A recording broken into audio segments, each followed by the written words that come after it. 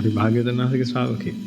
ඒ නිසා ගත වෙන සිදු වෙන යම් සිදුවීමක් වෙද්ද මේ හිතේ එය ප්‍රීතිමත් විය යුතුයි. ඒක තමයි භාග්‍යවතුන් වහන්සේගේ ක්‍රමය. එන ඔබ හිතලා බලන්න මේ ශාසනයට එන්න ඕනේ ඔබ මොකක් උදෙසාද කියලා. ඔන්න ඔය පරම වින්දනයේ උදෙසා එන්න ශාසනයට. හැබැයි කටු කන්න බලාගෙන එන්න. තියෙන දෙයක් කන්න බලාගෙන එන්න. පුරතල් වෙන්න එන්න එපා කවුරු. මේක සම්බුද්ධ ශාසනය. ආරභත, නික්ඛමත, යුඤ්ජත බුද්ධ ශාසනය. ඒකට එන්න. එළින්ම මහ වීරියෝ එන්න.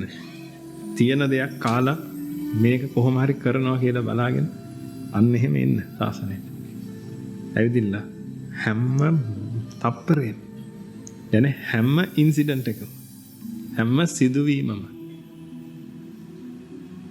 ශාන්තිමත් සිදුවීම. මෙතන හිටියත් එකයි අතන හිටියත් එකයි අතන හිටියත් එකයි. ඔන්න ශාන්තිය ලබන්න. දැන් හිතලා බලන්න පිටුනේ බුදුමහතේ අපි හිටපු තැනයි අද මේ ඉන්න තැනයි අතන කොච්චර වෙනසක් තියෙනවද?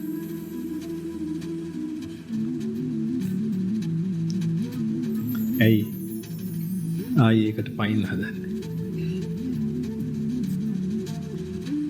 ඇයි ආයෙ මුලින් ඉඳලා පටන් ගන්නද?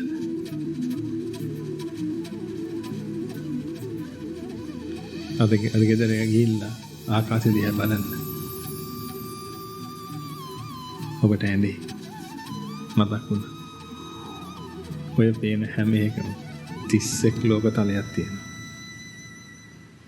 අද මේ අපි කතා කරා කුකුල්ලු අනන්ත ගානක් ඉන්නවා කියලා. ඔය විදිහටම අනන්ත සත්ත්ව ප්‍රමාණයක්.